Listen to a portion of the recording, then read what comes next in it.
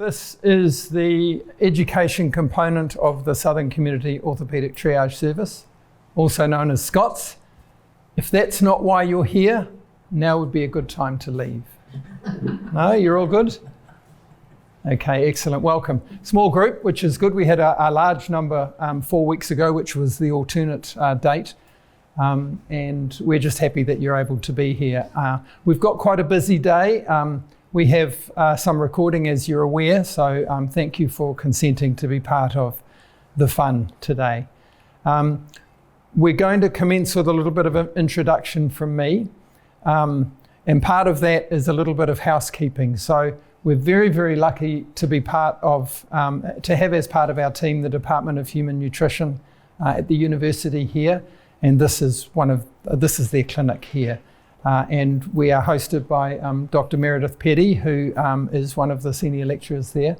And we've got two of her students here sharing their knowledge with us in the nutrition component of our program. I'll be in and out of the program from time to time. We look at managing sleep, strategies for that. We look at pacing. We've got one of our colleagues from the School of Pharmacy coming along. She'll probably come in about 45 minutes or so, and she's going to share with you her knowledge about pain relief. Okay. At some stage we'll have a break in there for morning tea. I'm not sure when that's going to happen. We'll be a little bit, I guess, organic with that. We'll see how that goes. I aim to have a break for lunch around about 12:30, 12:45. We'll just see how the timing goes. I don't want to stop people in full steam if we're going well. And every now and again we'll stand up and have a little move around, okay? Because none of us have joints that were what they used to be, okay? After lunch we'll have a section that will be around goal setting, motivation, strengths and values and that sort of thing. That is much more interactive. Okay, so you'll be in groups, you'll be sharing information about yourselves to each other that you're comfortable sharing, okay? And we should be all done and dusted by about 2:30. Okay, I've got stuff to do at home, I'm sure you have, if the sun's shining, so, and my chickens miss me a lot, so it's really important that we don't take up all of your Saturday, okay? There are toilets down the corridor that way. They're on the right-hand side or the left-hand side. They will have toilets on the outside, the sign. The one first on the right is a very, very low toilet. So if you struggle getting up from low seats, that might not be your choice. Okay, go to the ones further down. There's also a kitchen down the end on the left. You're welcome to have your lunch there if you want to, or go down at any time to make a cup of tea or coffee, but we will have that for you at morning tea. Any questions? Is that clear enough, Meredith? Have I left anything out? Great. Okay, so welcome. Time to introduce yourselves. You all know who I am, hopefully. I will have assessed you when you first came into the Scots program at Habit Health. So Martin Kidd is my name. I'm the clinical lead of the Scots program. And my job really is to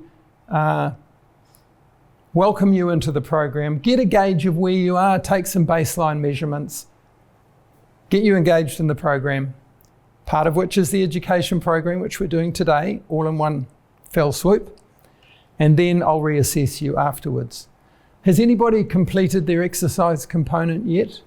Yep, 2, good. That's the gym. Yeah, good. So what I'm going to do is ask you each to introduce yourselves, who you are, give as much information as you like. We haven't got all day. But we've got a cube here so that we can hear what you're doing with our recording. And this is a lot of fun. Pass it to the next person or throw it at them, however you feel. All right? So we'll start here. Hi, I'm Andrea. I'm a health and safety manager. Used to be pretty active, but getting to the point where I can't do a lot. So that's why I'm here. But yeah, that's me. So. Good morning, everyone. My name is Mike Erskine. I work as a fisheries observer for MPI. I spend half my life on fishing vessels around our oceans. It's quite a difficult job, as you can imagine, when you've got a knee that doesn't want to function how the other one does and so forth. I've lived here in Dunedin for about 5-6 years now, and previously spent my previous life, 55 years in Nelson, sunny Nelson. Yeah. It does say catch box, so you're allowed to throw it. Right. Hi everyone, my name is Bruce Maher. I'm a grandparent. My daughter passed away. I've got a son bringing him up, which is quite difficult now. As a man says, with a cough knee, it's hard to do everything. But I'm still working. I'm 71 and still working. Last comment, mostly do that. But anyway, that's the story. Thanks, Bruce. That's a interesting story that you have. You know, we take for granted how active our little kids are when we are at adult parenting age, let alone being a grandparent. It's harder now with the one it was before. Yeah, I bet it is. Yeah, thank you, Bruce. Yeah, Stu Grant. I'm a project manager. I'm here because my knees hurt, and hanging out for when I don't work.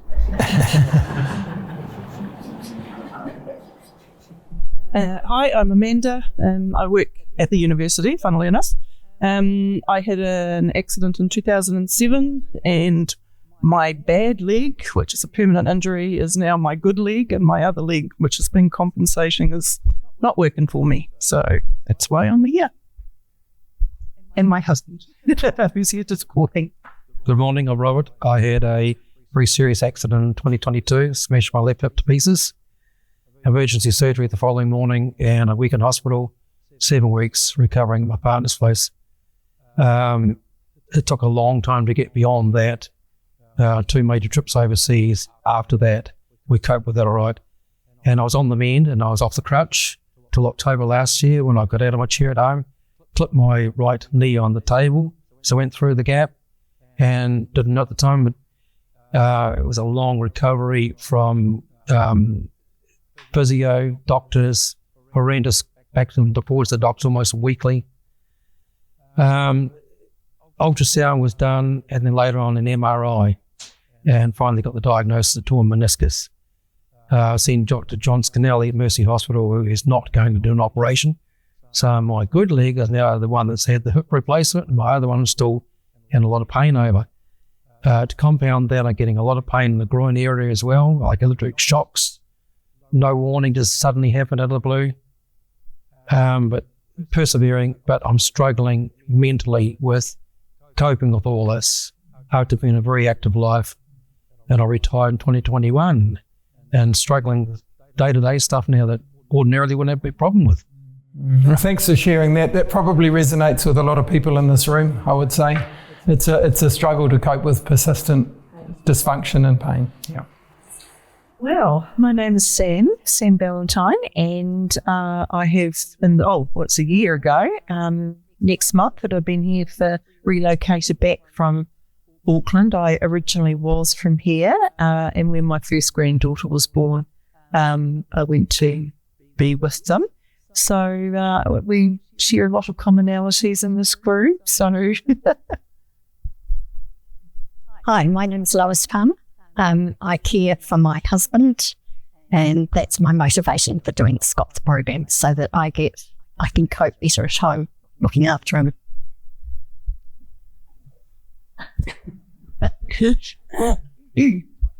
I'm Bernadette Nixon.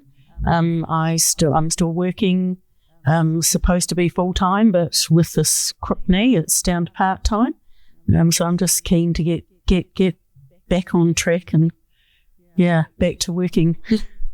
It's been quite difficult not having the income. Nobody dropped the ball. Brilliant. What a range of challenges you have. Each of you bring your own backstory, if you like, to this room, and no two of you are alike, and yet all of you are the same. Do you know what I mean? And so that's what we want to sort of bring out today, how we can develop strategies and share in coping strategies, because each of you will have something to contribute about how to manage your condition.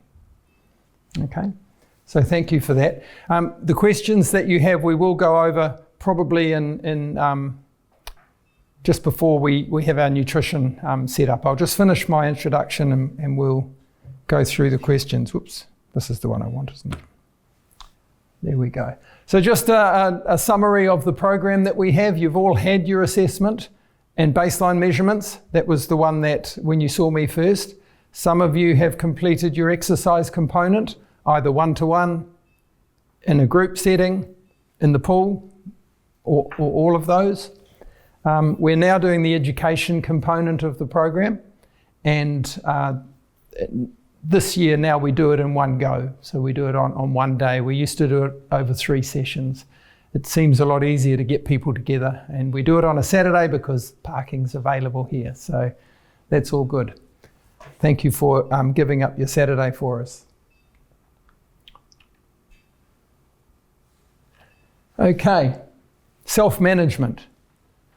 That is the underpinning tenet of the Scots program, is self-management. We can guarantee to cure nobody in this room. Or we can't guarantee to cure anybody either. But what we can do is hopefully give you some strategies to manage your condition better. And that requires 3 things. So that we can be as independent as we want to be, we need to recalibrate. So I'll tell you a wee story. 2.5 weeks ago, I was on the island of Vava'u in Tonga. Okay, my wife and I and my daughter have just come back from a 2-week cruise in the Pacific. Yay. A week ago now, though, and we came back to snow on Monday, which was a little confronting. But however, I was sweeping I had my glasses in my pocket, and I was sweeping the beach so we had somewhere to put our towels down so that we could sit and enjoy the sunshine. And my glasses fell out of my pocket, and I had my prescription sunglasses on. These were my prescription glasses that fell out of my pocket. And because I had sunglasses on all day, I didn't realise I'd lost the other ones. And so for the rest of the cruise, when we went to shows and stuff at night, I had my sunglasses on, sitting there like a mafia lord in the middle in the dark so I could see. Now, I need glasses, and you guys are all a little blurry to me. So I do apologise if I don't recognise you immediately. I can see, and I can sort of see what's going on there. I have to recalibrate my life because I know I need glasses, right? I have to recalibrate my life because I had a hearing test the other day, and apparently my left ear isn't as good as my right ear. I think it's because I just got out of a plane. So I might have to start thinking about those sorts of things. If you have arthritis in your knee or a problem with your shoulder, you have to recalibrate your life. And what does recalibration mean? It means that you are not driving the same vehicle as you were 20 years ago. And part of the road to independence is accepting that. Keep that in your mind. You must have support. So in order to manage this condition yourself, in order to maintain independence, believe it or not, you need to have some people who are helping you. Now that doesn't necessarily need to be human support, it may be non-human support, it may be a resource. But you need somebody in your circle of influence who's going to be able to help you. Okay? And we talk in the Scots program about having a tailwind with you, not a headwind against you. And so finding people that you can rely on who are going to give you the support that you need is really important. We'll talk about that a little bit as we go through the program. And you need to be motivated. You need to be saying, well, I'm doing this because it's important for me because. So it's Bruce, isn't it? Yes, sir. Bruce may be saying, this is really important to me because I'm raising my grandson, my grandchild. Okay? That's motivation to do something about it. You want to return to full-time work. For example, Lois wants to be able to care for her husband, etc., etc. So whatever the reason is, you must have motivation. If you're not motivated, then you're not going to be successful. What success looks like is another matter, and we'll talk about that later too. Okay, so resetting expectations is really important. That's part of recalibrating. You can't run a marathon anymore. You can't run 100 metres in 15 seconds anymore. It may be that you can't kneel down anymore in the garden. Maybe you just can't do that. So you have to reset your expectations. What is realistic for me? You're going in the same direction, but it's a different road, different level of road. Does that make sense? Yep. Okay, and you have to understand that you have a pathology. Now, we're not going to focus too much on that. Most of you have osteoarthritis. Anybody got shoulder conditions here, or is it all? Yep. So it's either degenerative changes in your shoulder, soft tissue, or it's arthritis. Understanding what that means is really important. So we all degenerate as we get older. Okay, I used to have a full head of dark brown hair, and it's degenerated. It's just the way it is, and you kind of accept it when it happens gradually. Sometimes arthritis catches up on us a little more quickly, and I quite often liken arthritis to an iceberg. And so the ocean is here, and this arthritis has been developing underneath the ocean without it being clinically relevant to us or affecting our lives until we get the tip of the iceberg. And that's where you guys all are now. This has been going on for a long time, but now it's affecting your life in such a way that you want to do something about it. Okay, that's the understanding of the pathology that you need. It is a new path in the same direction, as I've said, and we need to reset our goals. This afternoon we're going to do a lot of work on goal setting. Okay, some of you probably do that already, and for those of you who don't, this will be a new game for you. Okay. Pacing is something that's really important, and we will either look at that this morning if we've got time, or first thing this afternoon. Pacing is really important. The message: do no more on a good day and no less on a bad day. Okay. And we need to make sure that when we pace ourselves, we are planning our day with activities involving self-care, which would be what? What's an example of self-care? Exercise. Could be exercise, yeah. Showering. Yeah, make yourself hygienic and fed. That's primarily self-care. Productivity could be exercise, getting from one place to another. Could be your gardening. It could be being productive in a community or a workplace. Okay? And then leisure is everything else.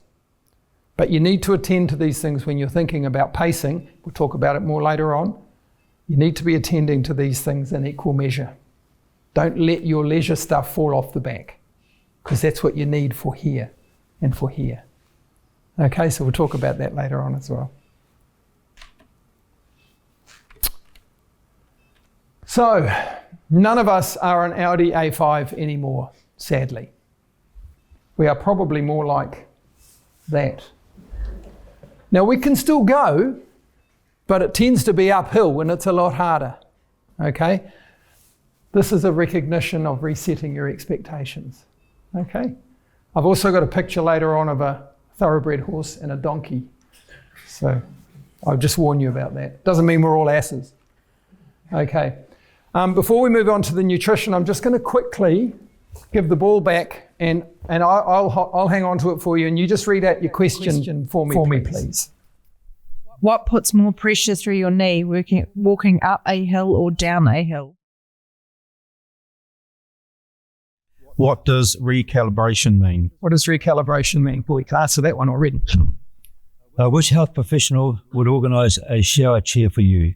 Hey, which health professional would organise a shower chair for you? Good question. What are the symptoms of dehydration? Symptoms of dehydration. Hopefully the ladies will be able to help you with that one. What is the most common side effect of codeine? Okay. What does a ladder and a goal setting have in common? A ladder and goal setting. Keep all these in mind, folks. Where do you find the vitamins and minerals in a potato? Vitamins and minerals in a potato.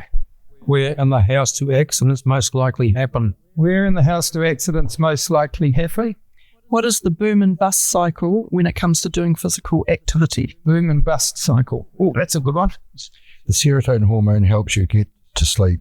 What is the best way to recharge your serotonin levels? Serotonin levels, right. We'll talk about all that. Hang on to those questions, because we're going to go through them at the end of the day.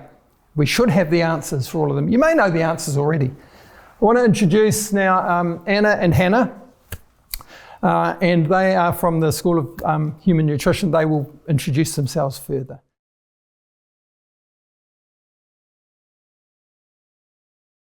Hello everyone, I'm Hannah and this is Anna over there, as you've probably heard before.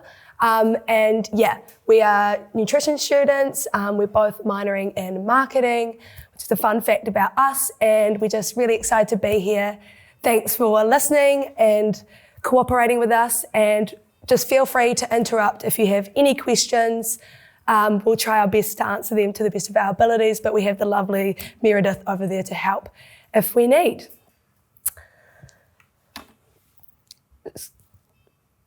Yeah, so as you may or may not already know, choosing a balance of healthy food every day really is key when it comes to nutrition. This ensures you're getting all the important nutrients you need for your body. So a balanced diet includes fruit, vegetables, grains, milk and milk products, legumes, seeds, fish, seafood, eggs, poultry and lean red meat. So as you can see by the plate model, it's fractioned up into these portions, and you have your vegetables and grains with the biggest amount on the plate, and then you've got your fruit, milk and milk products, and all those proteins there. So this plate model has actually been based off the healthy eating guidelines recommended by the Ministry of Health. So it is evidence-based and it's a really good model to follow. What I will say though is that this kind of represents what you should be eating in a day. So you're not expected to have your plate look like that every meal. It's just unrealistic. But the way I like to think of it is if you had this big plate, you had to dump all the food that you had for that day on the plate, would it kind of align with this plate model, roughly? So that's the way I'd think of it. It's what you... Excuse me, did you say you're a student? Yes. Can you afford that? Can I afford that? No, I cannot. But I'll get into the next slide on some kind of more affordable ways to follow these guidelines, but I totally understand that's very overwhelming. I'm not affording salmon. It's too expensive, but we'll get into that in a moment. Just something to clarify, because I know this has been blurry in the past, legumes are kind of like your lentils, chickpeas, soybeans, that type of thing, if you did or didn't already know. So yeah, as I said, fruit and vegetables kind of want to make up the most of your plate. Now, just to answer your question, frozen and canned options are still really great options. You're still going to get those vitamins and minerals and all that good stuff that you'd usually get from fresh vegetables. And they're super cheap. You can get, canned fruit for $2 to $3. So it's absolutely fine and it's a really, really good option. What I will say though with canned fruit is just really try and opt for those cans that say no added sugar or no syrup, just to keep that sugar content down. And then also another kind of tip when you are getting your fruit and vegetables is to just think, eat the rainbow. That way you're going to get diversity in your diet and get all those health benefits that all those fruits and vegetables can provide. So obviously adding an extra vegetable or fruit into your diet can be hard. So my suggestion is just to start small and just add one serving every day or even every second day and just build up from there. Small changes are sustainable changes, and it's actually kind of the new recommendation from Vegetables New Zealand. So they're kind of saying just add one more vegetable to your diet and that's a good start. And if you are anything like me and you don't really like eating raw vegetables, I'll admit it, I don't really want to have, just a carrot. I would suggest hiding your vegetables into your meals. So for example, you might grate a zucchini into your spaghetti bolognese or a carrot into your nacho mix. And it's just such an easy way of getting, that extra vegetable in without, you've got that source of meat to hide it. And there's just no harm in that at all. So just quickly, I thought just to get some discussion going, we could talk about what we might do to add an extra vegetable into our diet. So for me, it was grating a carrot or zucchini. You guys might have your own strategies. So if you've got the box, I don't want to move this. If you could just say one thing that you've maybe done already in the past or something that's popped to mind when it comes to adding an extra fruit or veggie. Well, I don't really do much, but I have a partner, luckily, that's an extremely good cook. And Jen is always adding bits and pieces into everything we have. So But for me, I've really got to consciously think about how, if I'm preparing a meal for myself, I still find it difficult how I'm going to get greens or some sort of vegetable into what I'm eating. So I don't know if that really answers. No, that's all right. Any answer's a good answer. For me, it's not too much of a problem, but my partner will eat peas and corn. That's about it. But I found broccoli rice and cauliflower rice, and I can hide that and everything. Yeah, exactly. I put parsnip in my potato mash. That's the one. You can miss the other one. I'm always adding extra vegetables into when I'm doing a like a casserole or a mince. Yeah, I'm always filling it up with veggies. It's quite good. I wouldn't say that I try and hide my veggies, but I fortify everything I make with like zucchini, grated carrots. Yeah. I enjoy cooking, but I like to vary what vegetables I buy on a daily basis. That's how I get around it. Yeah. I'm very fortunate that my husband does most of the cooking. But yeah, he does a fabulous stir fry, and I'm quite happy to see what's in it. So I don't need to hide anything. I think I have a veggie garden. I love vegetables, so it's not a problem to me. My wife's a vegetarian, so I'm living with a vegetable Nazi. It's actually not that difficult. Okay, well, those are better than expected answers. That's great, guys. Sweet. So let's move on to grains. So that's that other big portion on the plate. When you are looking at grain foods, you really want to opt for those whole grains. So you ideally want them to be your main carbohydrate source.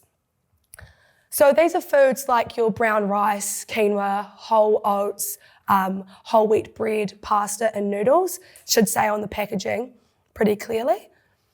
Now these foods provide fibre, and as you guys probably may or may not know, fibre is really good for digestion and going to the toilet, especially after taking things like codeine, which can block you up a bit.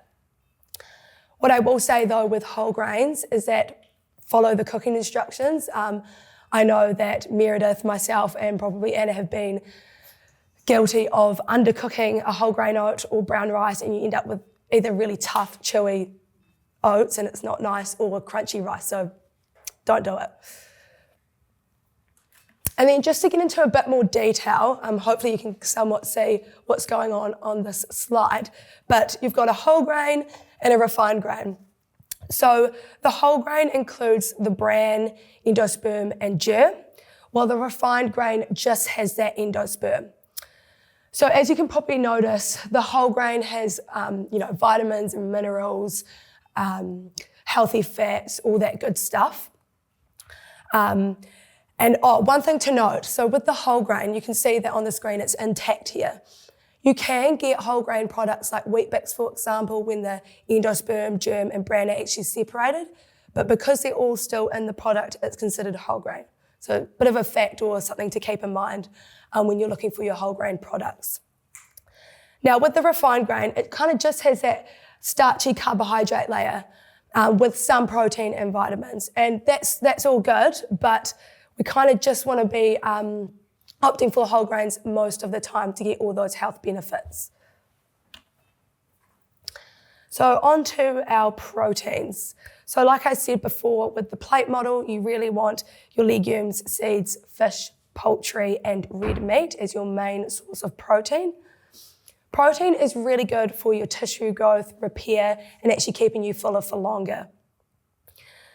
What I would say with protein is just keep in mind your portion sizes. So take red meat, for example, great source of iron, great source of protein, but it does come with the extra saturated fat.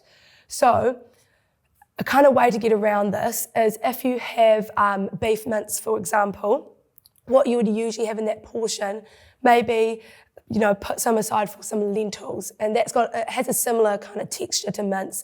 It's pretty flavourless, and it just means you're keeping your saturated fat down, but you've got the taste of the meat in there anyway.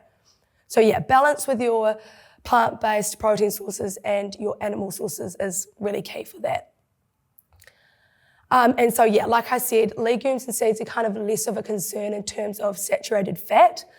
And they can be really cheap and convenient. So a can of chickpeas, for example, on special is $1.50, which is really great. And they're super easy to include in curries and stuff like that. And just also a quick note, just be wary of your processed meats. So that's ham, sausage, salami, that type of thing. They tend to have more sodium. They are super yummy, but just keeping that to a minimum if possible. And then last slide from me, is anyone vegan or avoiding meat? Okay, I'll quickly go over this slide quickly then. But if you are, eating less meat, there's a few nutrients you need to keep in mind. So, for example, first up, protein. Amino acids are the building blocks of protein. And there are 9 essential amino acids our body cannot make, so we must get them from the diet. So when you are following a plant-based diet, you really need diversity in the proteins you get, so you can get all those amino acids and make those proteins. You might have heard that you can't get complete protein from a plant-based diet. That's not true. You just need to make sure you have that diversity. And then another important nutrient, if you are avoiding meat, is iron. So anyone eating fewer animal products will, need to keep this in mind. You can find iron in dark leafy greens, pumpkin seeds, and even wheat bix, which is a great one.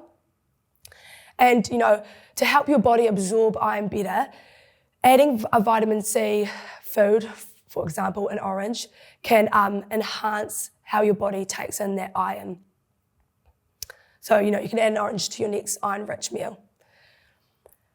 On the flip side to that, with coffee and tea, you kind of want to avoid drinking it with your iron-rich meal. So they have things called phytates in them.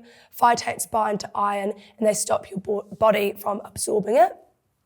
So if you can, drink your tea or coffee 30 minutes after your iron-rich meal. So while you're doing the dishes or something, just hold off, have that tea or coffee later, and you're really optimizing that iron absorption. And iron is really important. Good iron absorption is crucial for making proteins like hemoglobin. If you don't know what hemoglobin is, it is found in our red blood cells, and it carries oxygen around the body, so it's really important. And then lastly, I'll just quickly skim over this. Vitamin B12, if you're a long-term vegan, you need to be aware of it, but no one's vegan in the room, so don't worry about that too much. That's all from me, and I'll hand over to Anna. Hi guys, I'm Anna. I'm sure you learnt some good things from Hannah, and I've actually learnt some great things from you guys, knowing how to hide some more vegetables for my flatmates in our flat meals, which is so awesome. So I'm just going to cover off our last food group and then some tips and tricks to hopefully make good nutrition a little bit easier. So milk and milk products, why are they so important? Calcium is the answer. Calcium is a great source for our bone health, muscle function, nerve function, blood clotting, healthy teeth, hormones, and cardiovascular function. So I know that sounded like a lot, but it's just great for everything really. So calcium is great for our bones as well. But when you're choosing your dairy sources, try to choose sources that are a bit lower in fat. This is because although milk and milk products are great for calcium, they can be high in saturated fat, which may increase cholesterol. So this will help mitigate this. So we recommend choosing things like Edam cheese, Greek yogurt, and trim milk. Awesome. So also if you follow a plant-based diet, or if you have vegetarians in the family, or you just prefer alternative milk in general, soy milk is a great choice as it is really high in protein among the other alternative milks. As Hannah mentioned, protein is really important. However, it is important that you like the milk you're drinking, so choose what works best for you. But if you are having plant-based milks or plant products in general, you want to make sure that they are fortified with calcium. And so you're just going to check the back of the package to make sure it is fortified. So for example, if you see here, you're going to go to turn it onto the back of the packet, the 100 milliliter section, go down to calcium. This one is a great choice because it has got 120 milligrams. So it's just another wee tip. So nutrition labels, I'm just going to skim over this one a little bit because I know you guys have some great information in your booklet there. However, I know for myself personally, sometimes looking at the back of a nutrition label, I can feel more confused than informed, which is not helpful to anyone. But these are just some numbers that you want to take a look at, and these are kind of the things to look for. So what I'd recommend doing is you guys are more than welcome to take a wee photo of this slide or in your booklet and just refer back to that when you're going to the supermarket. But these are kind of the nutrients to look out for. And has anyone here seen the health star ratings before? Yeah, so these are a great wee kind of tip and trick to use, makes it a lot easier than looking at different numbers. However, I just wanted to touch on this point because they can be used incorrectly sometimes. So they are supposed to be used by comparing foods in the same category, so cereal to cereal. You can't compare them for different categories, so a packet of chips and a cereal box. So just keep that in mind, but I know I've done that wrong in the past, so it's very easy to do. Now, another really important thing that is commonly overlooked is our hydration. So we recommend having water as your first choice. And a little tip from me to make drinking water a little bit more fun, I see you guys have some water bottles. You can always try have a wee pretty water bottle or a fun water bottle that you really enjoy and kind of keep with you as a little support, I guess, keeping water bottle throughout you. I know Hannah and I love to do that at university. And so tips for timing. So in the morning, try start your day with a glass of water just to rehydrate after you guys have been sleeping. Before meals, drink around 30 minutes before meals just to aid your digestion and kind of control your appetite so you're kind of mindful of how your body's feeling hunger-wise. During meals, you can sip on it, but obviously don't overdo it so you don't feel overly full and uncomfortable. In the afternoon, I know Hannah and I, the 3 p.m. slump is real at university and you guys all sound like really busy people, so just keeping energized at that afternoon kind of time, that can really help you feel a little bit energized and avoid being sluggish. And in the evening, you can drink a few hours before bed, but obviously we kind of want to avoid too much before bed so you guys don't interrupt your sleep and have to get up. And as well with joint pain, no one really wants to be getting up while they're sleeping. And a good wee tip for hydration is just to check your urine. A light yellow colour is the colour we're looking for just to make sure you guys are hydrated. And signs of dehydration are headaches, difficulty concentrating or feeling tired, and feeling lightheaded. So if you guys are feeling those things, maybe just have a wee break, sip on some water, and hopefully you'll start to feel a little bit better. Cooking. So Hannah's given us all these great tips and tricks about the food we should be eating, and we want to keep that going into our cooking. So a lot of you guys here do sound like great cooks, which is pretty awesome. And obviously we want cooking to be fun and good nutrition to still be delicious. So techniques to kind of reduce our saturated fat are steaming, microwaving, boiling and air frying. I know my flat and I loves an air fryer. Does anyone here have an air fryer? Awesome, you guys are ahead of the game, awesome. So those are all great tips, and some few other things to reduce fat and sodium. So try and minimize added salt and fat. Instead, experiment with different herbs and spices. They're really a great way to get some extra flavor without adding any fat and things like that. Opt for low sodium stock and sauces, for example, light soy sauce. Only add salt to taste rather than autopilot. I know it can be easy just to kind of add it because you're so used to it, but do you really like the taste of it? Just kind of being a little bit more mindful. And if you're adding fats or cooking with oil, for example, choose plant-based oil like olive oil instead of butter just because it has less saturated fat in it. And by incorporating these tips, you can still have delicious meals, but just making it a little bit more healthy for your guys' body. Awesome. So how much should I be eating? This is a great wee visual tip and trick to use because I know it can be a little bit overwhelming when there's so much information. So honestly, nutrition, we should keep it simple. It doesn't need to be too overcomplicated.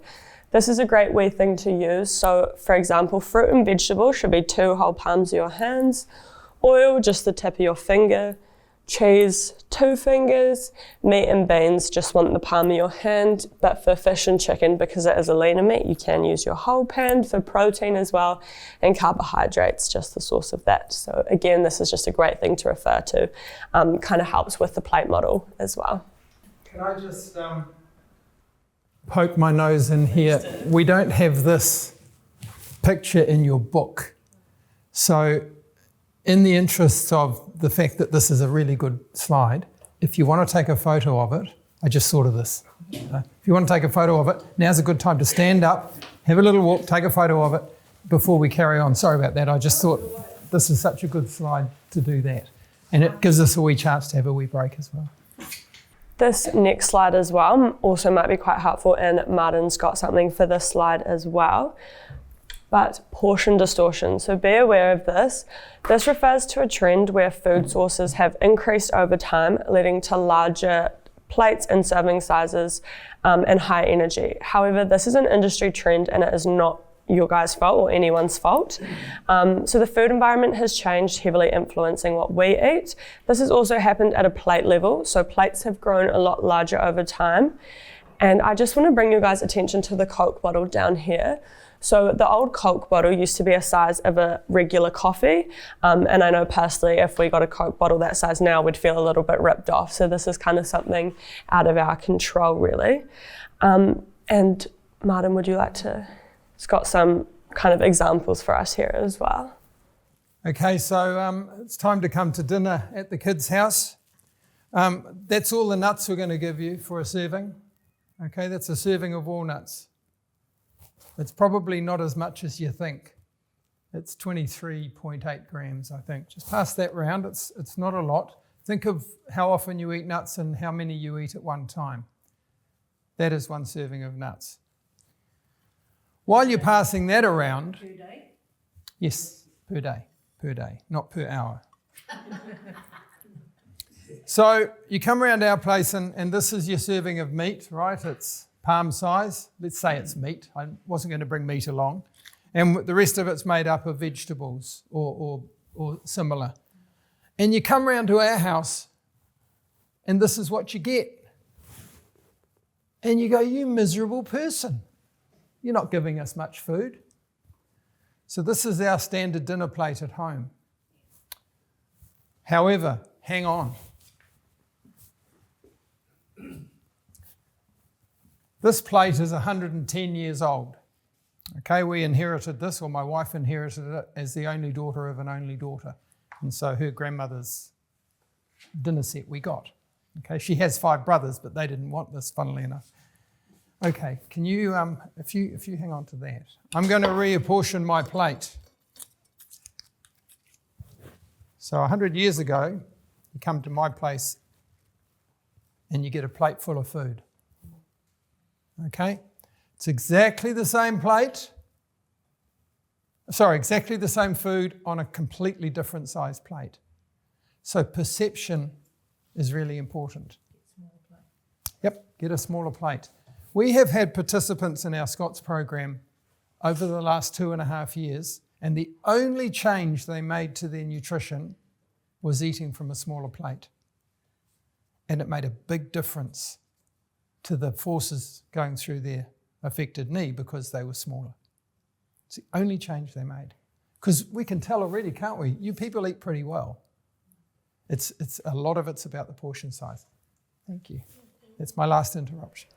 It's always helpful to see things visually. I know I'm kind of a visual learner as well, so it's very helpful. And just some more tips on tricks on portion sizes. So things that can be helpful is understanding portion sizes. So familiarise yourself with the recommendations on the back of the packet. It'll always say recommended servings. Be mindful of food packagings. So also avoid eating straight out of the packet. I know that can help with mindful eating. So if you really stop, put it on a plate, that can really help you enjoy your food more as well and not be a little bit kind of just again on autopilot. And listen to your body. So try pay attention to your hunger and fullness cues. I know this can be hard because I feel like growing up you kind of get out of that habit as a child. You know, you kind of know when you're hungry and know when you're not, but it's quite good to kind of relearn your body as well instead of eating out of habit or boredom. So following on from this, how to make good nutrition happen. Make the healthy choice the easier choice. So you guys already seem like very healthy eaters as well, which is great. But a little tips and tricks are just stock your fridge and kitchen with nutritious food and keep them accessible. So for example, keeping fruit and vegetable at eye level or having a reef fruit bowl on your table, which is always a good tip and trick. Be prepared. So this one can be a little bit hard.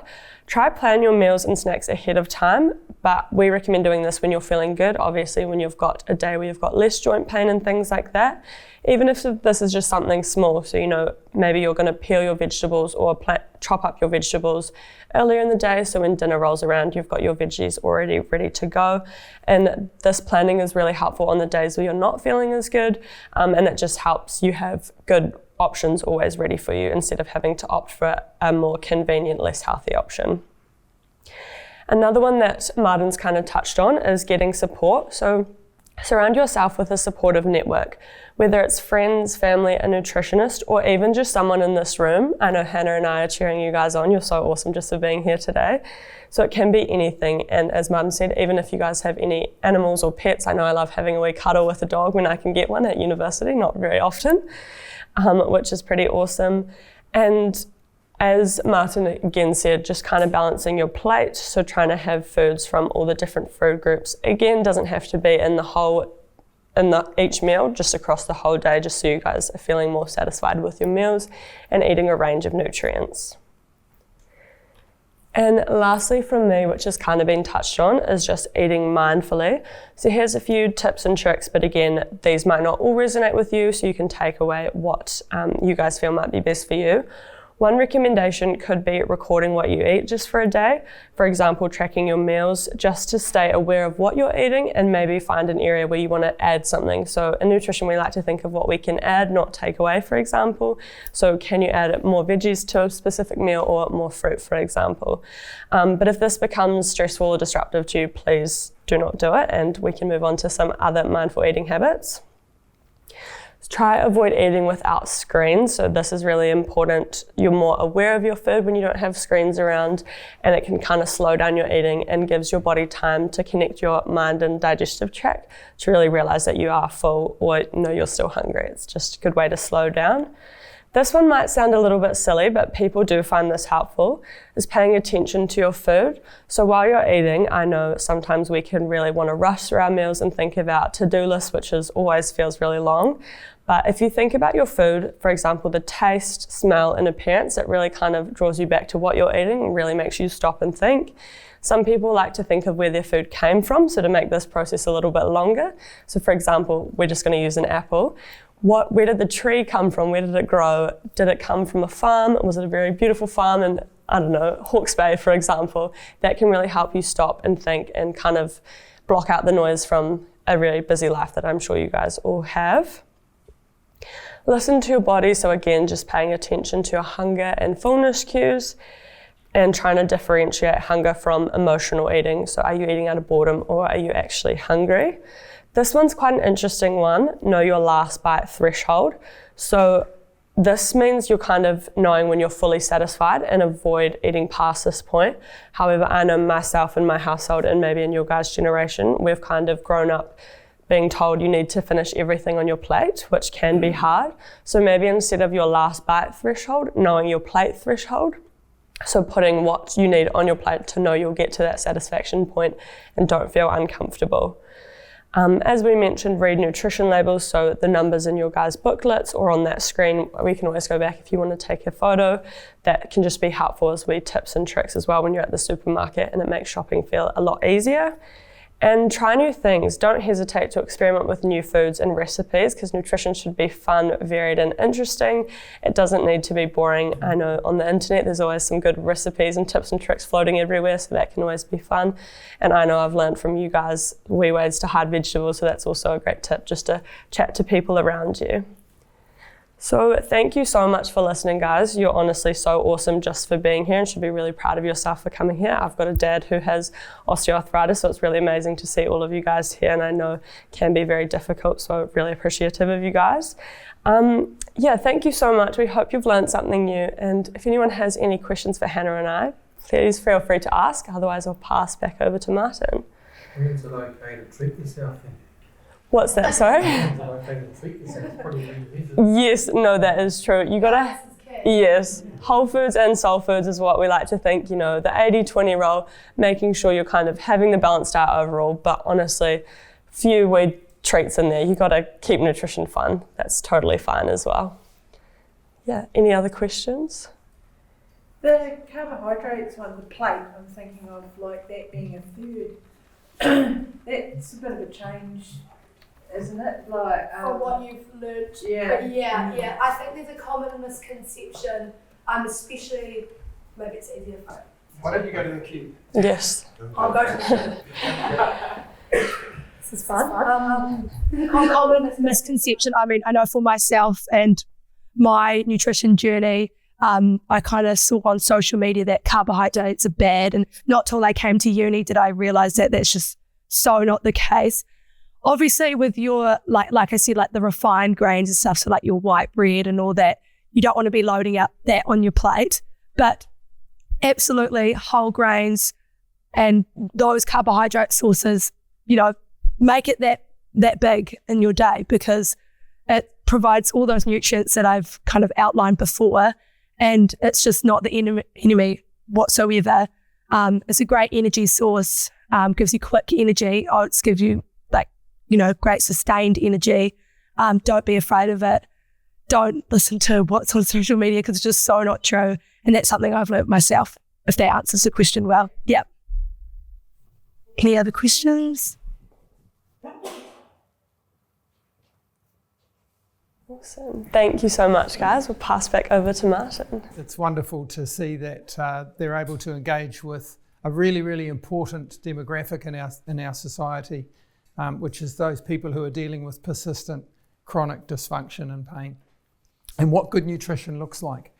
And you will notice that we didn't mention the W word once, or the D word, which are diet and weight. Now, see, you mentioned them, not me. So we didn't mention that. It's all about what you need to be doing, okay? That other stuff will look after itself. Right, we're going to have a little chat about managing sleep strategies. Who in the room has challenge with sleeping? Okay, so probably just over half of you. It really is a common symptom of persistent pain in particular, where you're unable to find a position to sleep, or you're up and aware of pain through the night. And we need to control the things that we can control, and that's what this presentation is about. Okay? I'd like to just draw your attention to your handbooks, the education books that you have. So as Anna and Hannah mentioned, there certainly is some information about nutrition in the book. There is some of the stuff that you've just heard about that isn't in the book. Pretty much everything from the sleep presentation is in the book, okay? And then when we come to the next presentation, which will be after morning tea, which will be our analgesia, pain relief medication, that isn't in the book at all. So some things are and some things aren't, and I'll try and talk you through that as we go through the day. So sleep, the single most effective thing that we can do to reset our brain and our body health each day. And I say each day because good sleep starts with your day. Okay, how much do we need? Well, the jury's out. A lot of it is around what you're used to. Some people manage perfectly well on 4 or 5 hours sleep.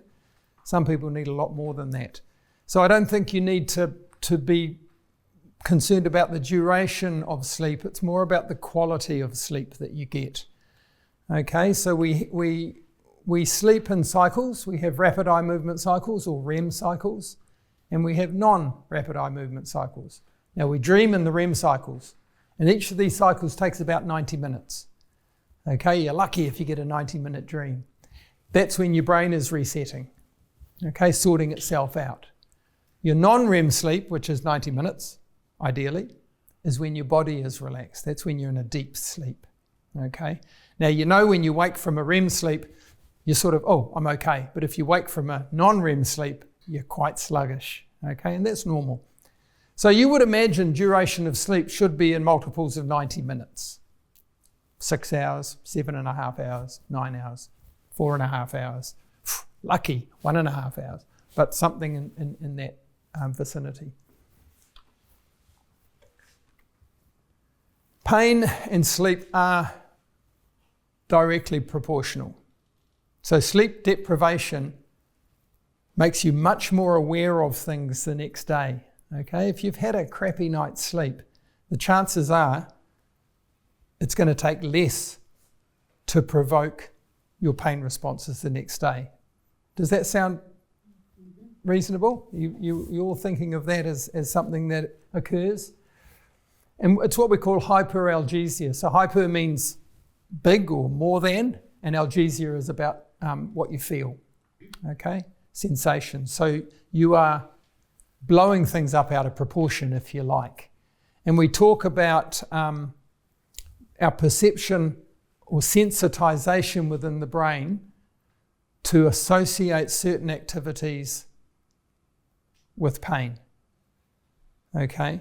And sometimes those activities don't really provoke any pathological change. They're just what you associate with pain. So that's what's called sensitization, and that's much more likely to happen if you're sleep deprived. Okay, we'll talk a little bit about that down the track when we're talking about pacing. And so we get that central sensitization if we are sleep deprived. The melatonin is really important, and Tony, was it? It is Tony, I remembered. I only met these two a couple of days ago. I remember. Tony asked about what is melatonin or serotonin, and how does that influence our sleep? Well, melatonin is the one that makes us go to sleep.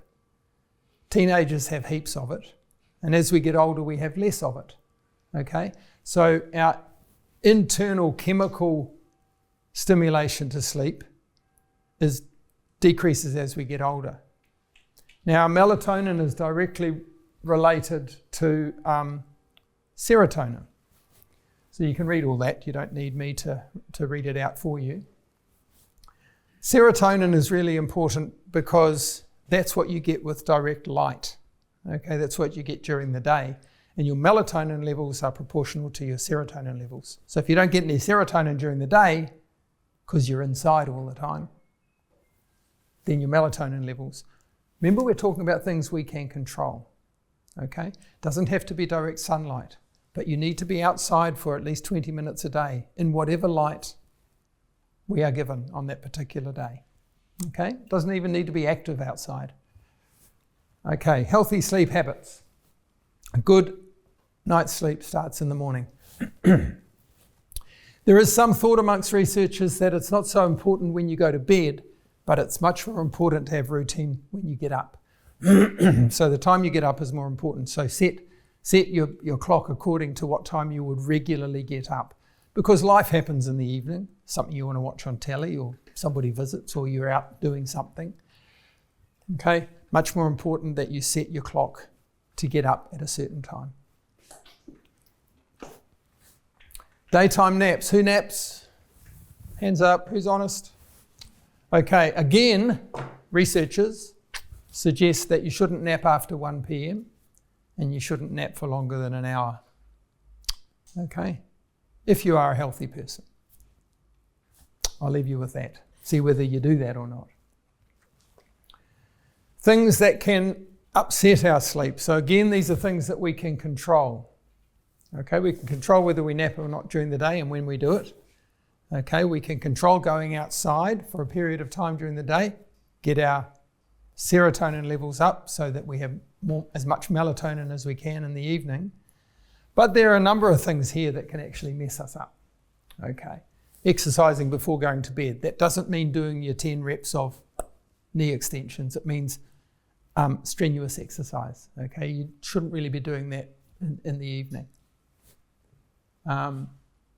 Anything that increases your stimulation. So caffeine increases stimulation. Blue screen, which is your tablet or your phone or your computer, increases stimulation. Okay, ideally one should avoid those in a period of time going before you go to bed. I don't do that very well. I have coffee after dinner. I break most of these actually, and I've got to say I don't smoke. I'm going to put my hand up and say I am guilty of having the odd alcoholic drink prior to bed, but not very often. So these things we do. I mean, we're not living in nunneries or monasteries, so we do live, but just be aware of these things. Be realistic with them. The things here in this list that you feel, yeah, actually I do that, maybe I can try not doing that for a wee while. Trying hard to get back to sleep and staying awake in bed is one of those things that are really difficult. Now, pain will keep you awake or wake you, I acknowledge that. And our talk on medication, pain relief, may help you a little bit around how we can manage that better. But if you are not a sleeper and your mind keeps you awake, don't stay in bed. Get up, do something non-stimulating, have a cup of tea or just a little sit down, then go back to bed. Okay?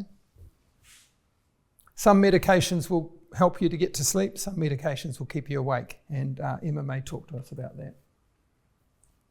Your habits are important, regular sleep patterns. You know, we are pretty pedantic with our kids when they're growing up about their routine going to bed and their routine getting up. And as we become adults, we kind of throw them out the window for ourselves.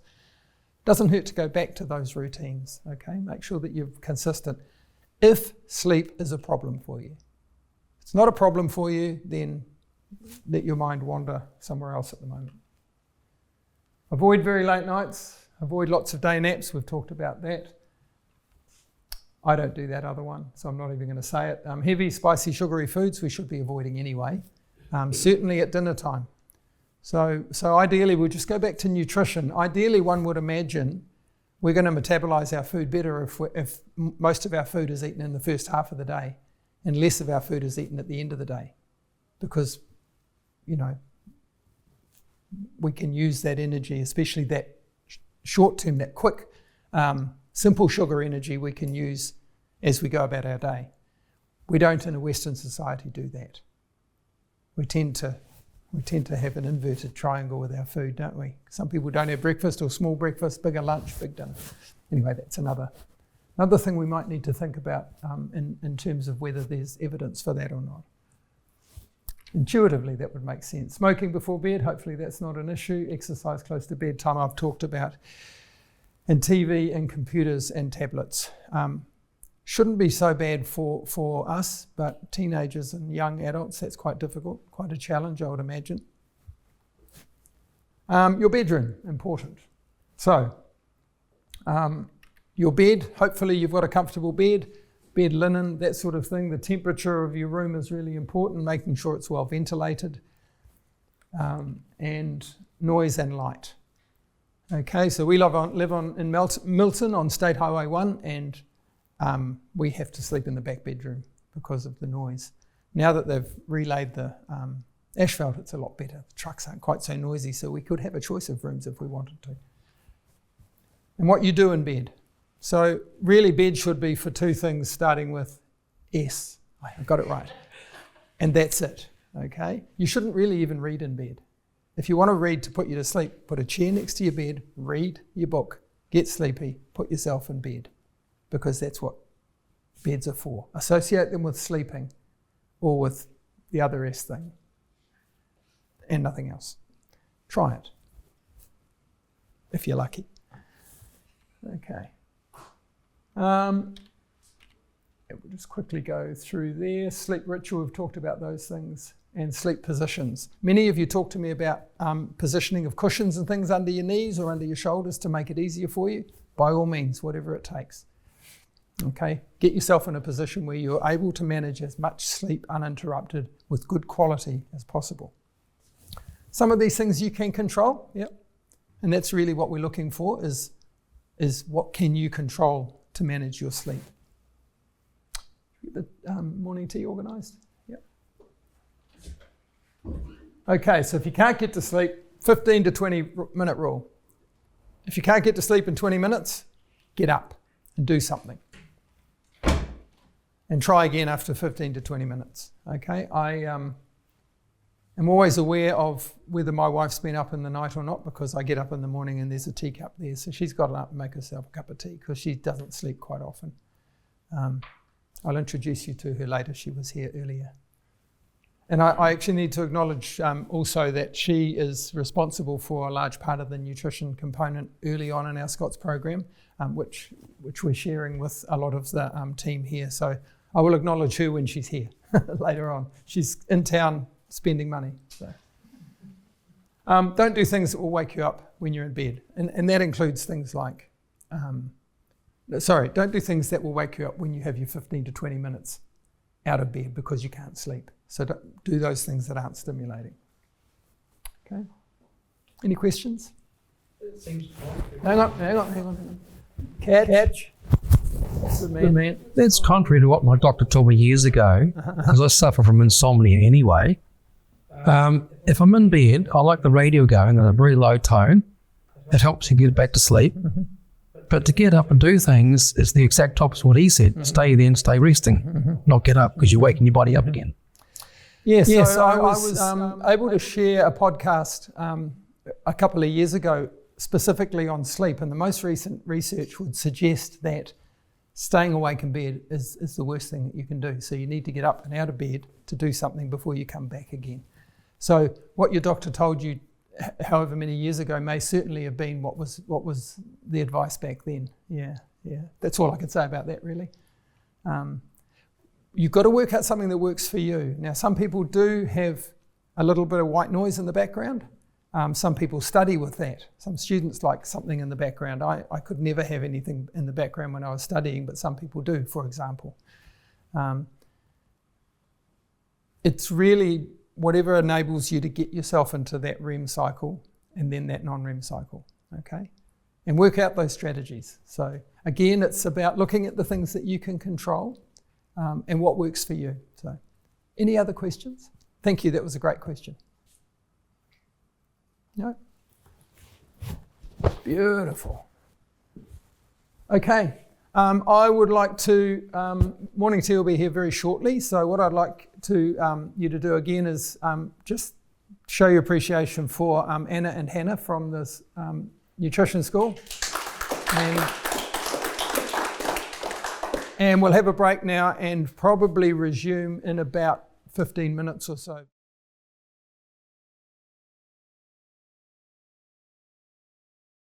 Morning everyone, thanks very much for coming. My name's Emma, I'm one of the pharmacists based at the pharmacy clinic. So that's a free clinic that sees patients with any sort of medical conditions. We tend to be educating our future pharmacists.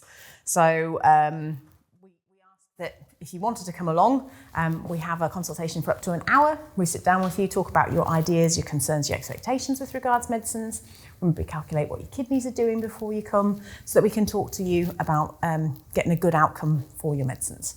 So you've got brochures there, so if you wanted to come and see us, very welcome to. We've got quite a few students with us next week, so if you're free Tuesday, Wednesday, Thursday in the next week, please come and make an appointment. Okay, so we're talking about osteoarthritis. What term comes to your mind when you think of osteoarthritis?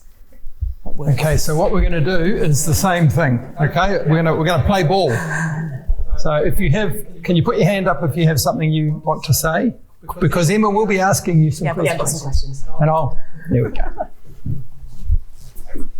I would say pain and stiffness. Yes. That's always the first couple of words that come to mind. Yeah. Misshapen knees and hands. Misshapen knees and hands.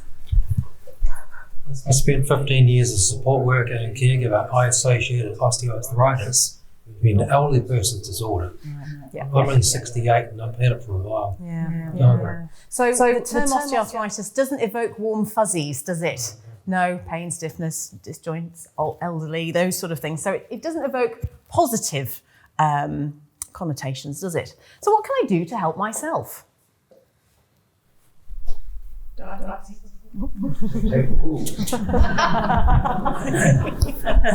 and exercise. Yes, diet and exercise. Fantastic. So with exercise, we're talking about whatever you enjoy doing. So for me, I'd sooner pay somebody £1,000 to punch me in the face for half an hour than go for a run. So it's not going to happen. I'm not going to go running. I hate running. So I've got to find something that I like doing. So I like tramping. I like swimming. So finding an exercise that you enjoy doing. But also when you exercise, that produces endorphins in your brain, which are naturally pain relieving in themselves. So it's just that little additional thing to do. When you exercise and you're looking after your diet, if you can lose a little bit of weight, everyone's like, oh, I've got to lose weight, got to lose weight. But we don't talk about much. We're talking maybe half a kilo can make a big difference to your knees, for example. So it takes the pressure off your knees 4 to 5-fold. So if you're taking the pressure off your knees 4 to 5-fold with half a kilo, that's going to take the pain away, or not take it away, but reduce it a little bit. So it doesn't have to be much, just a little bit. Right, yeah, I take ibuprofen. Stop the swelling. That's Okay, so taking medication appropriately would be a good thing to help yourself. Hey? Right, yeah, I don't take very much. I try to spin it out, so every 3-4 days Because I know it's not very good for you. Yes, and we're going to talk all about that in a bit. Perfect. So we're talking diet and exercise, we're talking using medicines. I just done the exercise with the young fellow at the, what's it called? So, Habit Health, yeah. And I found that the exercise I did, I had to be very careful what I did in the morning because it would ruin my afternoon. I couldn't do anything in the afternoon. But I'm still pretty active, do a lot of work and that sort of thing.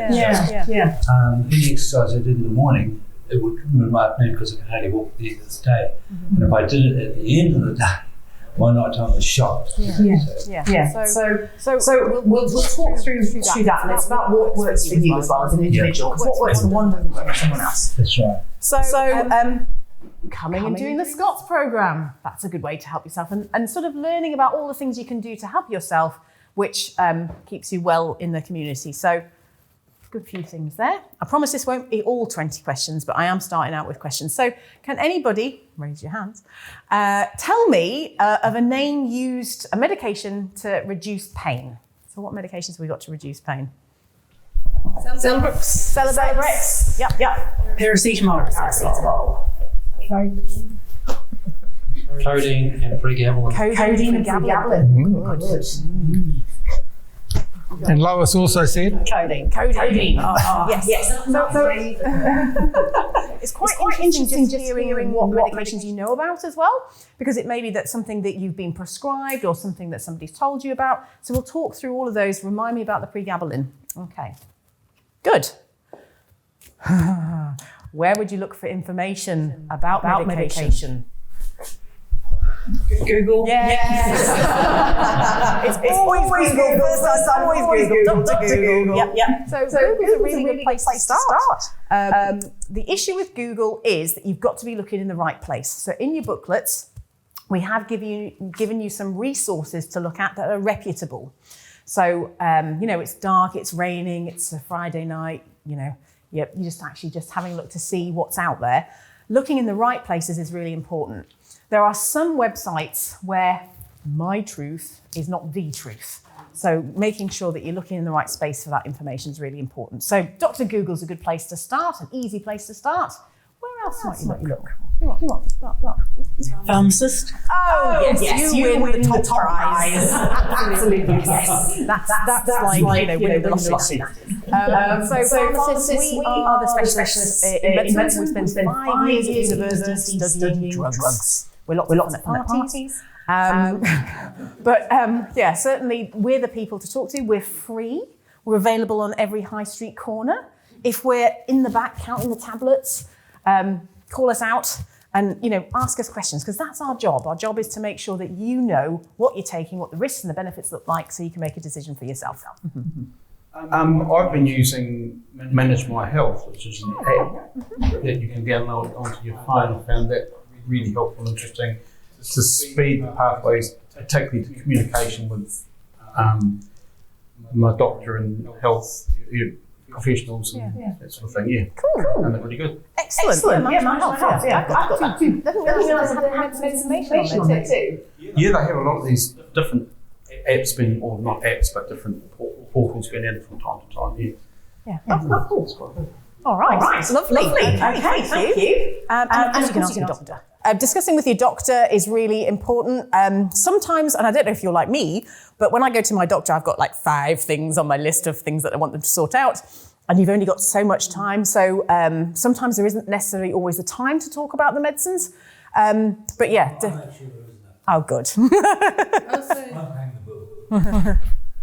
I also think there you go. Most days these days you're getting an sheet, safety data sheet with your medication as well. Great. Yeah. And reading that, sometimes when you read the information leaflet, you're like, I don't think I want to take this. Go back and speak to your pharmacist, because there's this massive list of side effects that you could experience. And the reason there's a massive list is because that's a legal requirement. So we have to document everything that anybody's ever experienced in that first 6 months of the drug being on the market. So if you look at paracetamol, headache is documented as a side effect, which is interesting. So our role really is to kind of go, actually, if you get this side effect, you need to tell us. If you get that side effect, don't worry about it. If it's irritating, we can look to switch the drug. So that's our role, really. But good, excellent. So pharmacist, you're number 1, Dr. Google, number 2, doctors, equal second. Okay. So paracetamol is very effective for treating my pain. Agree or disagree? We've got a disagree over here in the front. Okay. What are we thinking? Disagree. Got some disagreeing. Oh, right. Okay. Gosh. Because it's really interesting doing this because it's like, some people are like, it's fantastic. Some people are sort of sitting on the fence, middle of the road. Some people think it's a load of rubbish. So we'll talk about that when I talk about paracetamol next, but it's just good to get a bit of a gauge as to how you feel about paracetamol. I'm just going to say I find that it works well if I combine it with Nurofen. Okay, sure. So you find that the paracetamol works better with Nurofen? Absolutely. Yeah. And then sometimes I'll just manage, depending how my pain is, I'll manage whether I'll just have paracetamol by itself, Nurofen by itself, or both by itself. But I do try and minimise, as the gentleman said earlier, Nurofen. I'm not too sure how much of an effect that can have on stomach issues and things like that. I'm going to talk about that. So, good point. All right. Has anybody heard of glucosamine chondroitin before? You have? Have you tried it? Yeah? No? Have you tried it at the back? I tried it for a short time and then gave up. Tried it for a short time, then gave up. Okay. Didn't seem to work. That's fine. So what we do know is that with glucosamine and chondroitin, there are lots of trials out there. Glucosamine on its own, not much data to suggest it's any good. You need to have the chondroitin in there, about 1,500 milligrams of glucosamine and 800 milligrams of chondroitin. Some trials say it's great. Some trials say it's an absolute load of rubbish. So it's just having it in your toolkit. So provided you're not allergic to shellfish, because it's made up of ground up bits of shellfish, trying it for, say, a 3-month period would be worthwhile. So what I would suggest with glucosamine and chondroitin, if you can afford to buy it and you'd like to give it a trial as a sort of your own personal guinea pig styles, would be to keep a documented note of what your pain's like at a night time, by your bedside. Just a kind of 6 out of 10, it's been dull, it's been aching, and do that for a month. Then start taking the glucosamine and chondroitin for, say, 3 months, and keep a document of how that pain looks, how it feels. And what my dad did is he did a graph of pain over time to see whether or not that pain came down. So my dad has osteoarthritis of his shoulder, and for him personally, he finds this fantastic. So I buy it for him for Christmas and birthdays. So if you haven't tried it, it might be worth just adding to the toolkit. However, I do appreciate that it's another tablet that you might need to take on top of other tablets for other conditions.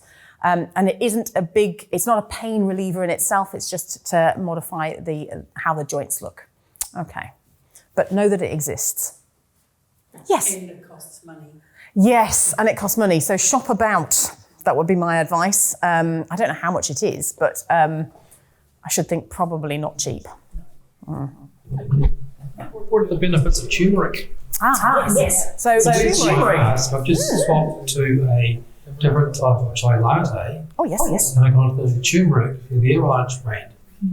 And I wasn't too keen on it at the start, but I'm just wondering what the properties of it are, whether it's good for you or otherwise. Yeah, so it does have anti-inflammatory properties. So a bit like a very, very mild form of ibuprofen.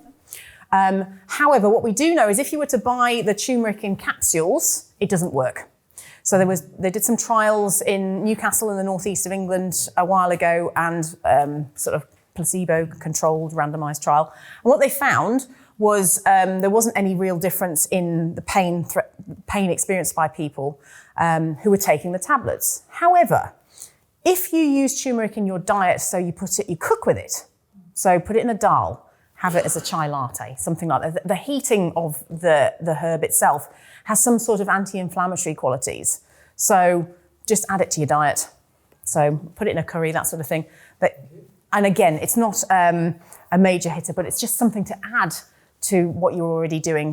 Lots of little bits. It's like every little thing helps, So certainly using turmeric in your diet is worthwhile doing. Just make sure you don't wear white, because it's quite dying. All right. Any other questions about that? So the turmeric, I've been taking it for a long time. Thanks. So you're saying it's not, I paid on performance with 3,000, something like that. With the what comes with turmeric, the people something Well, yeah, I'm marketing. It's not that it's not good for you, it's just that it's not going to do anything for you in a tablet form. So it's about the cooking with it. So what you could do is open up the capsules and stick it in your curry. That would be all right. Yeah. But actually just taking it in the purest form, it doesn't have those anti-inflammatory qualities. Well, that's certainly what the trials have said. Yeah.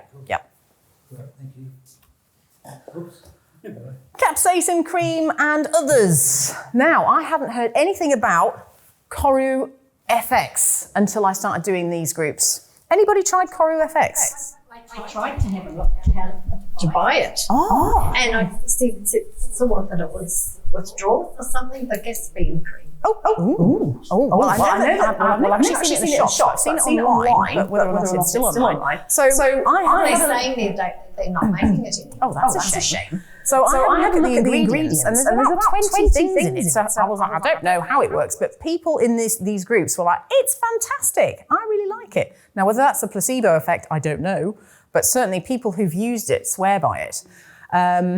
Evidence-based wise, not really sure, but just know that that's something that is available, and patients have told me that they've had positive outcomes with it. Usually what we tend to look at would be the capsaicin cream. So that's deep, sort of like a deep heat. So it's, has anybody had that before? Yep, smells quite a bit, doesn't it? So basically what it contains chili extract. So when you're rubbing it onto a joint, it irritates the skin, gets blood flow to the area, creates warmth. So that can be, I suppose it's like an inbuilt wheat bag. So it's providing a little bit of comfort. Now, you can get a month's worth of capsaicin cream on prescription if you've got osteoarthritis, so it might be worth a try if you haven't tried that.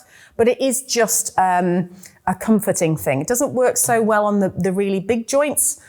Some people say to me, oh no, Emma, I can't stand heat on the joint, that's the worst. And in those patients, I would suggest something with menthol in it, so it gives the illusion of cooling, which can be quite comforting to some people for joints, and that would be more like your ice gel. So certainly worth using these creams just as a comfort. And so the action of rubbing your joint with a bit of warmth, for example, can be just a bit of comfort. I quite like anti-flam, partly because it smells really nice, especially if I'm tramping, because I don't smell so good then. Then we've got the topical non-steroidals. So these are things like your Voltaren gels and your deep heat ibuprofen gels. So clever marketing, what you'll find is there'll be a granddad and he's in loads of pain with his shoulder and he can't play golf, and he puts some Voltaren gel on, and then all of a sudden he's throwing his grandchildren up in the air and he's playing golf and handicap of nothing. And it's great marketing. What I would suggest is that these are useful if you have some significant concerns about taking the tablets, the non-steroidals, orally, because it's always better to work from the inside out than the outside in. And the reason for that is that if you are putting these gels or creams on and you've just had a really hot bath and you put a lot of gel on, you get a great deal of absorption of the drug. So we don't know actually necessarily how much you're getting. If you're putting it on some smaller joints and it's not so cold outside now, but if you've got cold hands, for example, you put a small amount on there, you're not getting a great deal of absorption of the drug. And it's the drug that's causing the pain relief. So that really varies. It's probably useful for smaller joints, and it's probably useful if you have some significant reasons why you can't take the oral non-steroidals. It doesn't work very well on the big joints. But they're a tool in the toolkit. But I think they're very expensive to buy, and they're not on prescription. Paracetamol. I'm like, oh, people don't like it. I'm just going to say I like it very much. Paracetamol is a fantastic little drug, but what we need to be doing with paracetamol is taking it regularly. So we use it as our baseline foundation for pain. So that's what the World Health Organization suggests as well. So if you've got regular paracetamol in the background, it means that you're less likely to need the stronger drugs with more side effects. So we suggest that you take 2 tablets 4 times a day. Oh, that's a lot of tablets, isn't it? On top of perhaps medication for diabetes, medication for blood pressure, medication for cholesterol, and those sort of things. So I do acknowledge and appreciate that it's a lot more tablets to add to your list. So some people take 2 at night and they're like, oh, it doesn't really work very well. Well, it won't if you're just taking 2 occasionally here and there. So you need to be taking it regularly to get that baseline sort of pain relief. And it's not a very strong pain reliever. It might take your pain from a 7 out of 10 to a 6 out of 10, but that's still clinically significant. So it's about having realistic expectations about what we can do with medication as well. So paracetamol, we use it in teeny tiny babies. We use it in patients who've got decompensated liver cirrhosis, so that's where the liver's on that last legs. That's our pain relief of choice in those patients. We dose paracetamol if you're under 50 kilos as a child. But over 50 kilos, 2 tablets 4 times a day is perfectly safe. You just got to be a bit careful. So say, there's been a lot of viruses and flus going around recently, that if you're going into a pharmacy and you're buying something like Codril, for example, or any of the other cold and flu products, that it doesn't contain any sneaky paracetamol, because that's when people come into trouble. So they're taking regular paracetamol for their pain relief, and they're taking a cold remedy that has extra paracetamol. That's when your liver doesn't like it. Sorry, ibuprofen,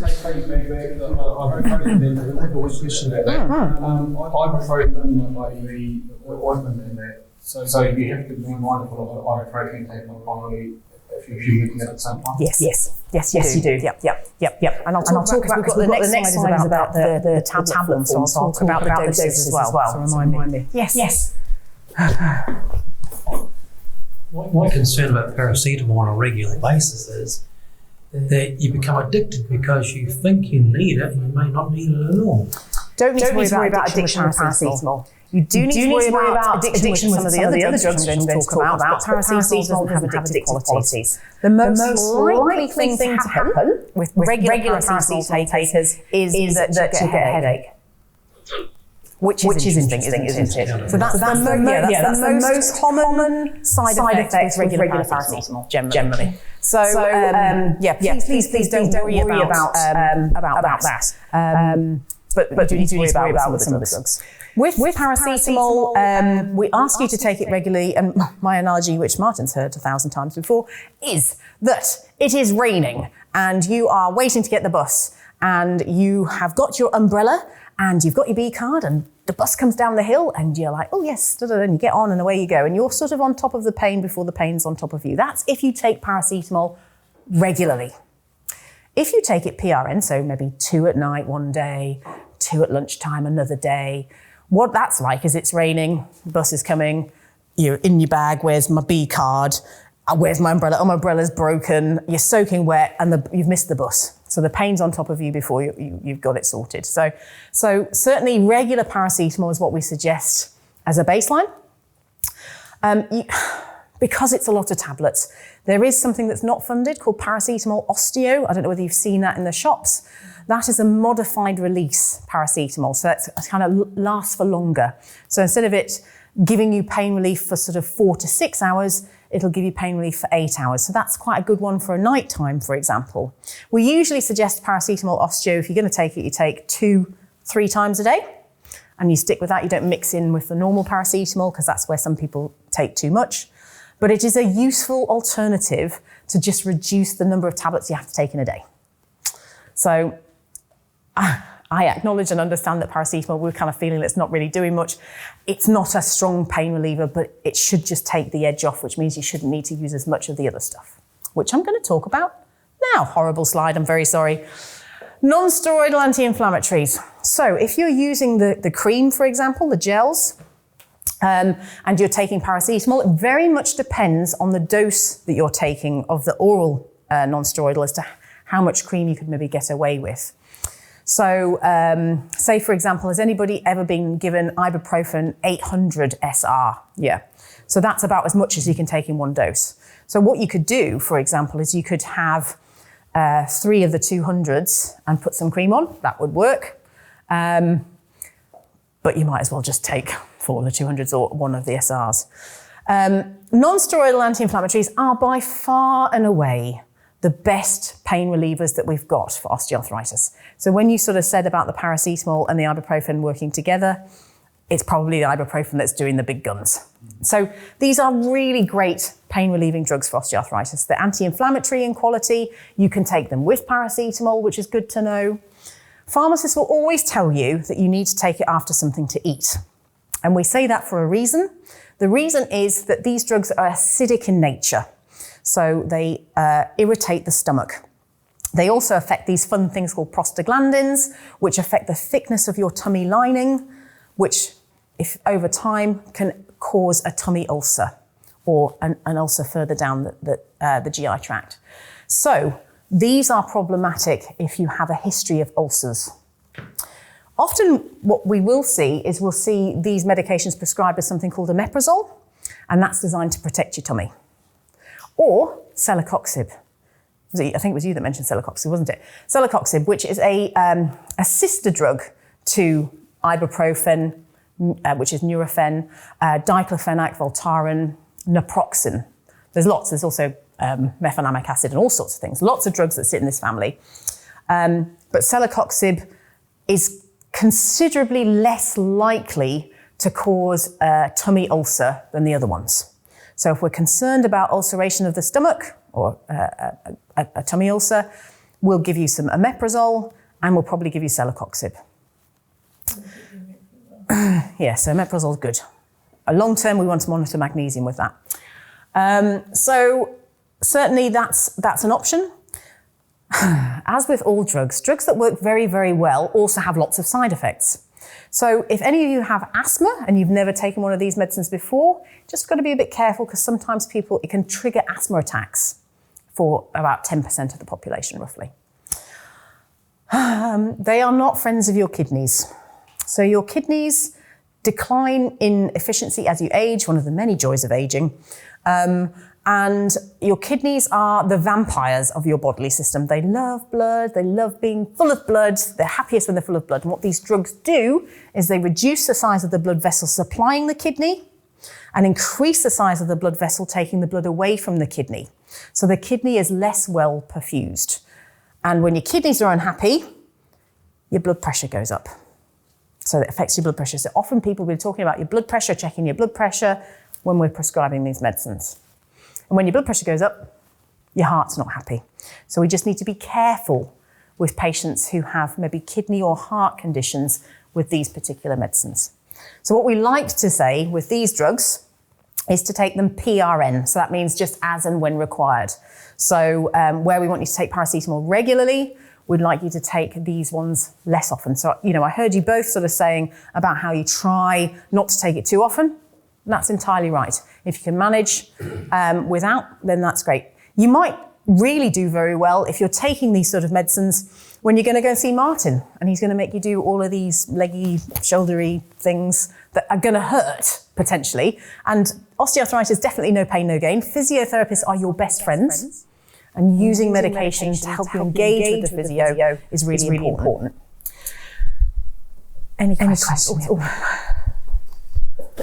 These drugs that were on the market, were they designed for pain relief, or were they found out over time to reduce pain? And so what I'm trying to say is, were they particularly designed to reduce pain, or was the pain relief found out over time? Like for argument's sake, ketamine. Oh yeah.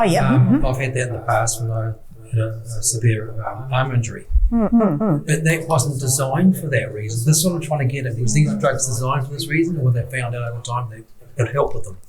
I actually genuinely don't know. I know about some drugs that were found out. We know more about the fortuitous drugs. So antibiotics, bread and bacteria, blah blah. Or there's another drug called sodium valproate, which we use for epilepsy or for mood stabilization. They found that in Germany in the Second World War, they had sodium valproate in certain buses and people weren't having seizures anymore. So that was a fortuitous finding. They were designing certain drugs. They designed certain drugs for certain things, like Viagra was designed for something that it wasn't useful in the end. So there's that. But these drugs, I couldn't tell you. I suspect they were designed originally for pain relief. But I'm not sure of the answer, to be honest. Yes, amitriptyline we tend to use off-label, so it was originally designed for increasing mood, so it's antidepressant, but what we found is it's very useful for helping sleep, for preventing migraine, and preventing nerve pain as well. Or, we've got lots of drugs for nerve pain. But sometimes we'll find that we'll use a drug is designed for a certain thing, but we'll actually find it very helpful for something else. So you mentioned pregabalin, that was designed for epilepsy. But actually, we use it for nerve pain and anxiety as well. So yes, these are super drugs, but you just need to know what the risks and the benefits look like so that you can make that informed decision for yourself. Because we're all different. And what's a reasonable risk for one is not for another, in the same way that a reasonable benefit for one is not the same for another. So it's knowing what that information looks like so that you can make the right decision for yourself. It's knowing that information, getting that information, because I'd rather not take anything at all than take a tablet, because I'm not 100% sure it's going to work. Yeah. And so, knowledge is power, isn't it? Sometimes a little bit of knowledge can be dangerous. So certainly if there's anxieties around certain medications that, may have benefit, speak to your pharmacist.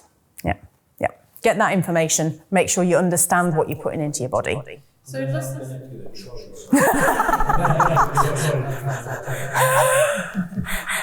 Did you want to ask a question? Yes, sorry. Here we go. Sorry. So Xelazon's one that I'm few of us are. That was prescribed to me to take 2 a day, which is what I've been doing for over a year. And if you feel that you could manage with less than that. And I think it's about conversation, isn't it? You don't need to take it twice a day, every day. If you can feel like you can manage from a quality of life point of view. But it's knowing what the risks are, because salicylic, although it's less likely to cause stomach ulcer, it still has the same risk for your kidneys and for your heart. So knowing that is really important. So if you can manage without, and I don't know if you're on 200 milligrams or 100 milligrams twice daily. I think that's 100s, which is as low as you can go. So it may be that you could, if the pain is worse at night, maybe just take one at night. If the pain is worse during the day, just take one in the morning. But kind of very much depends. So just. But I would suggest treating it a little bit. You can do with less of it, then that's all the better. If you can't, then that's something else. Yeah. Okay. Codeine, tramadol, morphine, fentanyl, dihydrocodeine, oxycodone, all of these medicines sit in the opioid family. And these are fantastic pain relievers in an acute setting. So if you get hit by a bus and you break your leg or something like that, the paramedics will turn up and they'll go, I'm going to give you some morphine, and they'll give you some morphine and the pain will be gone. And you'll probably feel quite sick and you'll feel quite sleepy and you'll definitely be constipated. But the pain will be gone and it's fantastic. And these drugs are brilliant for acute pain. They have no place in persistent or long-term pain.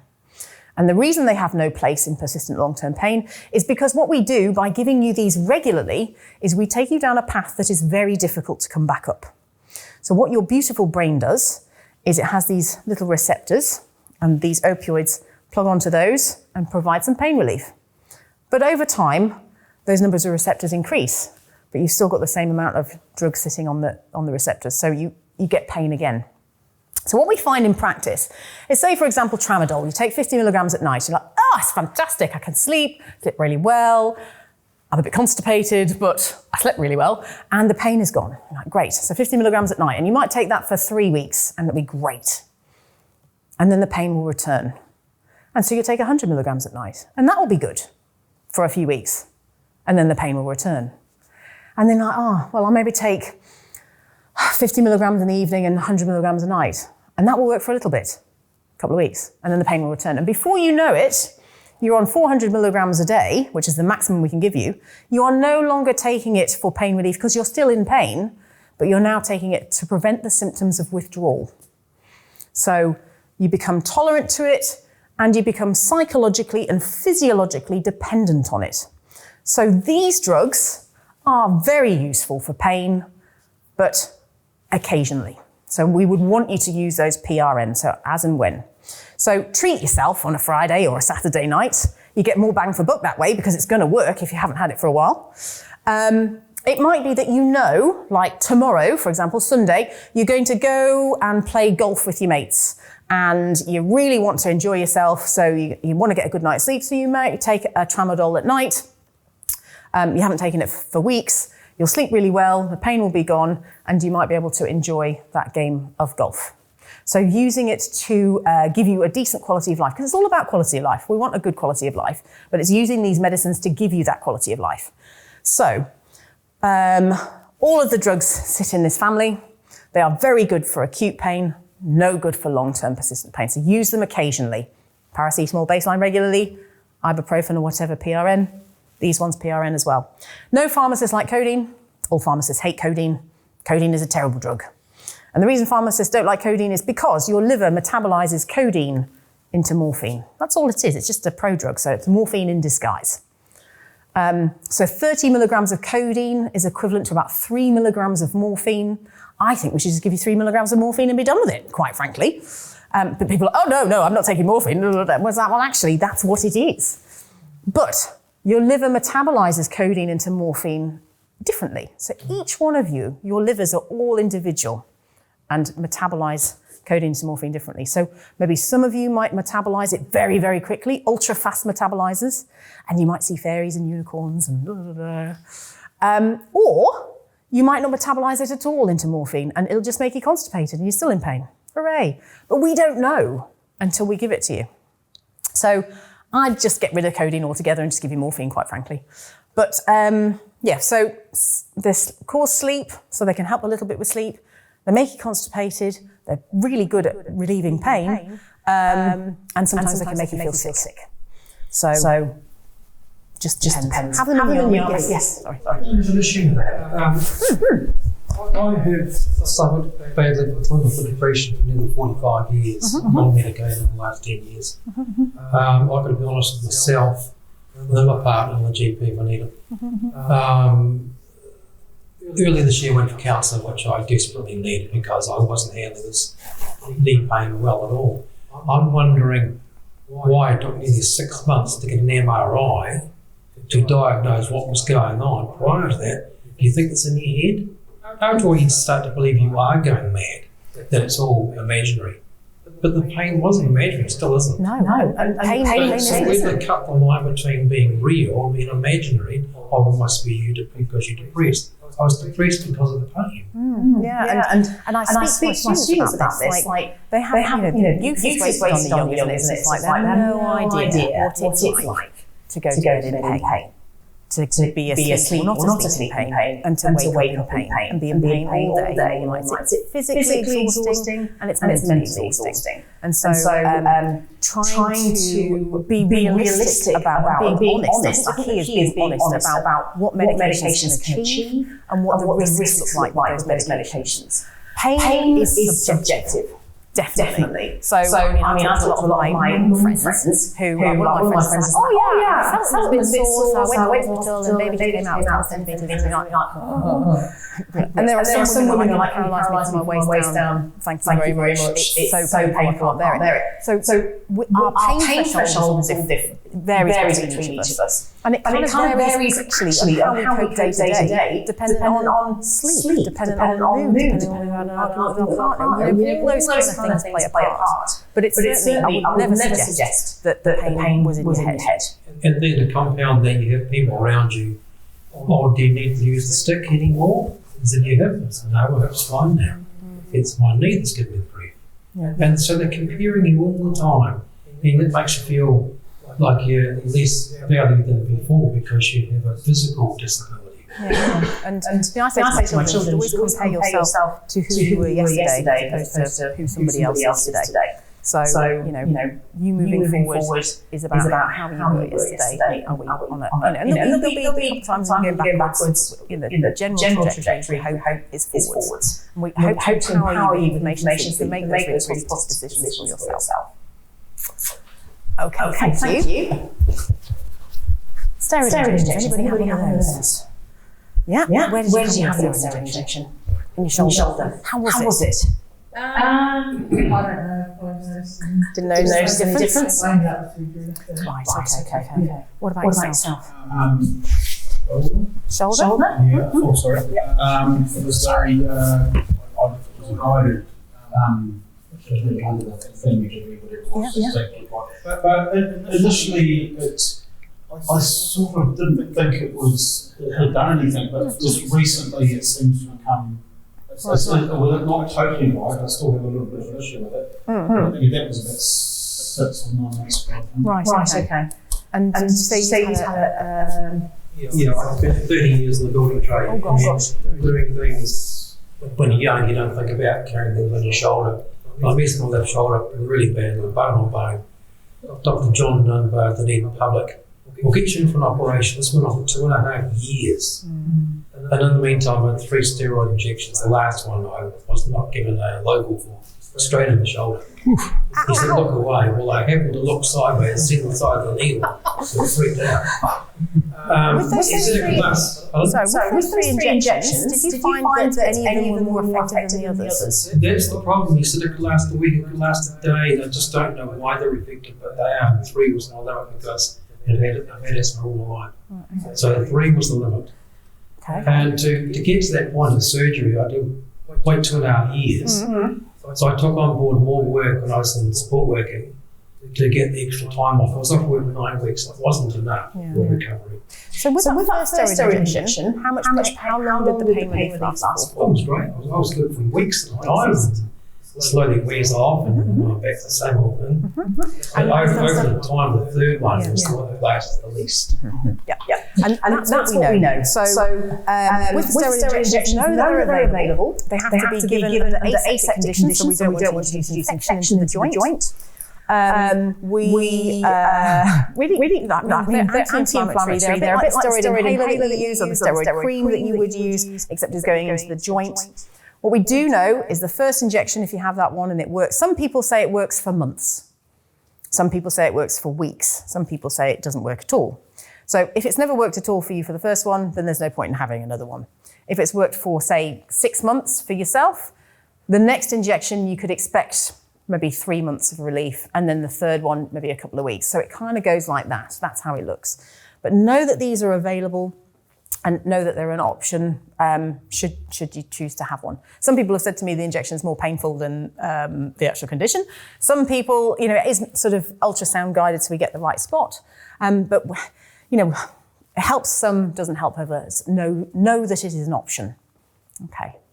Is it all right for arthritis as well, is it?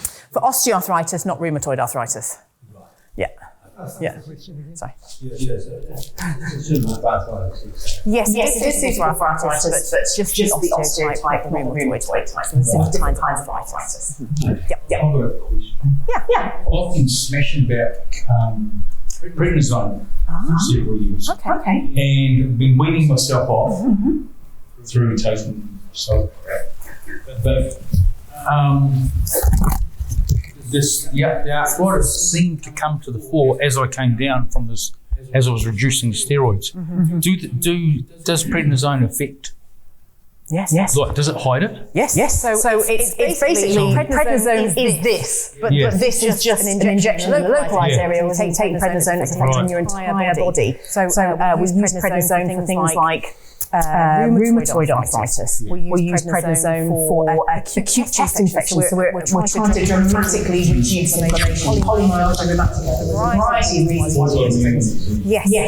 So it's just trying to dampen that immune response. As your dose is going down, what's going to happen is that we'll find that things will get a bit more sore. All right, so tacrolimus? Tacrolimus. So can you get off that once you're on that to reduce your prednisone?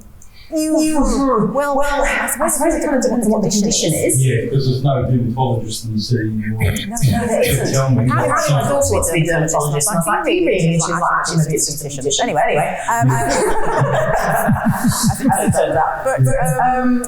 So with tacrolimus, it's a drug that we, I suppose it's a medical condition, but if we can get to the lowest effective dose, we might have to be there because it's an immune response type thing. It really just varies person to person. If we can, we will, because we always like to, especially pharmacists, we're like, ooh, less is more. but sometimes always more. But it kind of very much depends on you. What colour's the lower dose? I went blue and white one. No, it's all right. I think it's 25. Yeah. I think it's 25. But yeah, sure. I want to look it up. Okay. Cannabis. I always get asked about this. So, cannabis. The Cannabis Clinic will tell you that cannabis works for everything. So I thought, okay, let's look into this. So I had a little look at the BMJ, so the British Medical Journal from last year, just to have a look at a meta-analysis of randomized controlled trials. So that's like the best form of evidence base that you can look at, okay? To see what it said about cannabis. So I could tell you whether or not it's worthwhile trying for osteoarthritis. And the answer is, what a waste of money. Okay, so cannabis is very good at helping patients who maybe a childhood epilepsy. Absolutely fantastic. Pharmac should fund it. That's what they should be doing.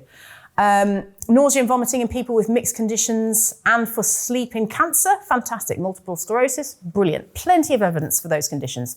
No evidence as yet for pain relief in osteoarthritis. If anything, I'm going to suggest it might have negative effects for osteoarthritis. And the reason for that is that with cannabis, you get the munchies. And so you eat food, and that means you put on weight, which puts pressure on your knees or whatever. So perhaps maybe not so good. It might mean that, and if you have the cannabis that contains the THC, you might not care about the pain anymore. You might still be in pain, but you just don't care about it. Maybe that might be helpful. But I think for me as a pharmacist, I'm in a trusted position to look at evidence, and I'm going to tell you straight. So if somebody tries to sell you a little 10 ml vial for $280, it's a rip-off. You're wasting your money. But I always have to caveat that with the placebo effect is amazing. So you've invested $280 in a tiny vial of this, and it's going to work for you, and da-da-da. So I used to work in a clinical trials unit in Newcastle in the northeast of England, and we used to have patients come into us and like, Emma, I had this side effect and that side effect, and I can't carry on. It's just awful. And then like, you're taking the sugar tablet. But the power of suggestion and placebo, they've really actually physically had some of these side effects that we talked to them about. And vice versa. We've had patients asked to continue on the trial medication because it's made such a fantastic positive difference to their life, and you're on the sugar tablet. So the power of placebo, please don't underestimate it. Your brain is an incredible organ. But from an evidence-based point of view, currently there is no evidence for cannabis in osteoarthritis pain. This should hopefully be in your books. I love this online resource. Sometimes it talks a little bit about a lot of the things we talk about in Scots, but you can look at it at night time. We talk about, there's some videos about pain in the brain. There's a bit of reading about pacing, some stuff about relaxation and mindfulness. So some of this stuff, you know, is like teaching to suck eggs. So you will know about it already. So, you know, I'm not going to look at that bit, but there will be some bits that will be useful. And this is written by people who have persistent pain. And it's evidence-based from a university called Durham in Newcastle, well, near Newcastle. It's fantastic, actually. So just useful to know that that's a tool in the toolkit. So you can use that at your leisure. Okay, that's it. Drugs over. Any questions? Does alcohol mask the pain or Ask that again, because it's a very good question. Yeah, it is a good question. Does alcohol mask the pain or accentuate the pain? I would suggest that we tend to use alcohol to alleviate pain, but I think it's more that you just don't care about the pain because you kind of, you know, do you remember they used to give you vodka and all sorts of things in the olden days, like before you go to the dentist or something? You're like, oh yeah. I would say it's not the best pain relieving medication that there is out there. So, but it is supposed to relieve pain a little bit. It's just, it takes that, it might help with anxiety as well, although not in the long term.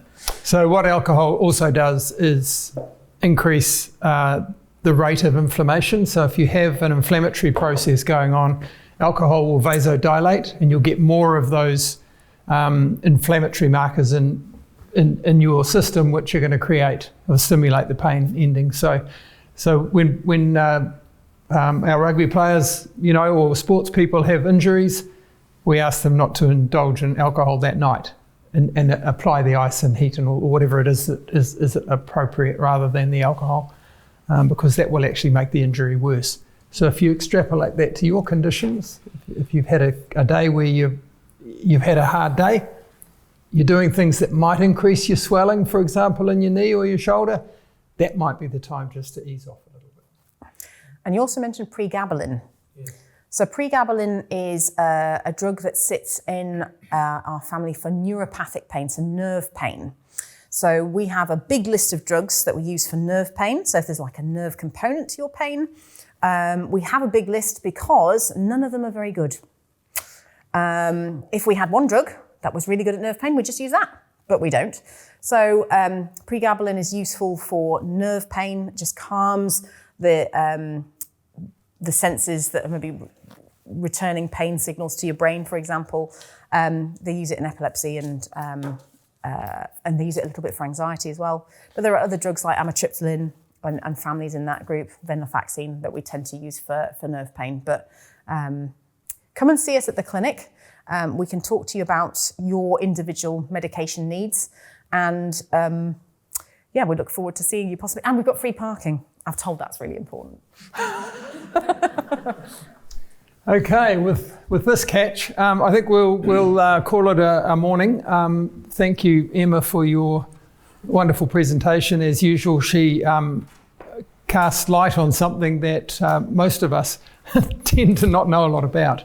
And her contribution to the Scots program over 2.5 years has been really, really much appreciated, not only by the team, but also by the participants. So thank you, Emma. Love working on a Saturday. Yeah, don't we all? So...